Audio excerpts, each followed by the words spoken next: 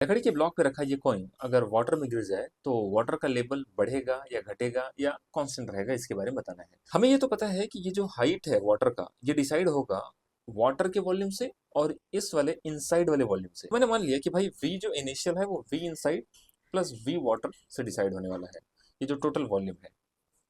फिर मैंने देखा कि जो वी इनसाइड है, अच्छा ये कॉइन अंदर गिरे या ऊपर तैरता रहे उससे वाटर के वॉल्यूम पे तो कोई फर्क पड़ने वाला है नहीं, तो ये तो कांस्टेंट है। अब ये चेक करते हैं कि वॉल्यूम इनसाइड कितना है, जिसके लिए मैंने लॉ ऑफ फ्लोटेशन यूज किया। ठीक है, तो total mass into g is equal to rho liquid volume inside into g करके वॉल्यूम इनसाइड मुझे पता चल गया ये वाला पार्ट कितना है।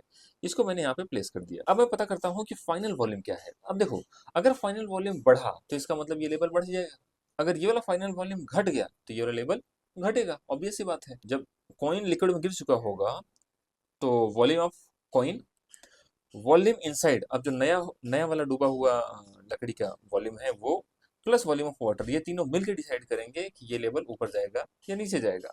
तो मैंने पाया कि यार जो वॉल्यूम इनसाइड है ये तो ऐसे पता चलेगा लॉ ऑफ फ्लोटेशन से।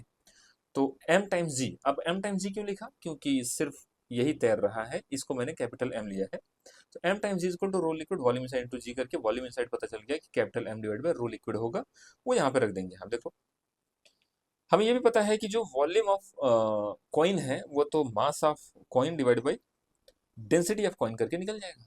अब अगर इस वाले इक्वेशन और इस वाले इक्वेशन को कंपेयर करो तो आपको पता चलेगा ये तो कांस्टेंट है, ये वाला टर्म भी कांस्टेंट है। वेरी क्या किया है, अच्छा यहाँ मास भी कांस्टेंट है, बस ऊपर रो ऑफ लिक्विड था नीचे रो ऑफ कॉइन है। कॉइन का डेंसिटी ज्यादा होता है, ऑब्वियसली हमें पता है। इसका मतलब ये जो फाइनल वॉल्यूम है ये कम आने वाला है, क्योंकि ये बड़ा है ना, तो ओवरऑल ये वाला टर्म छोटा हो गया। इसका मतलब फाइनल वॉल्यूम कम है, इनिशियल वॉल्यूम ज्यादा था। अगर फाइनल वॉल्यूम कम है तो फाइनली जो हाइट है वो डिक्रीज कर जाएगी। इसका मतलब बोथ विल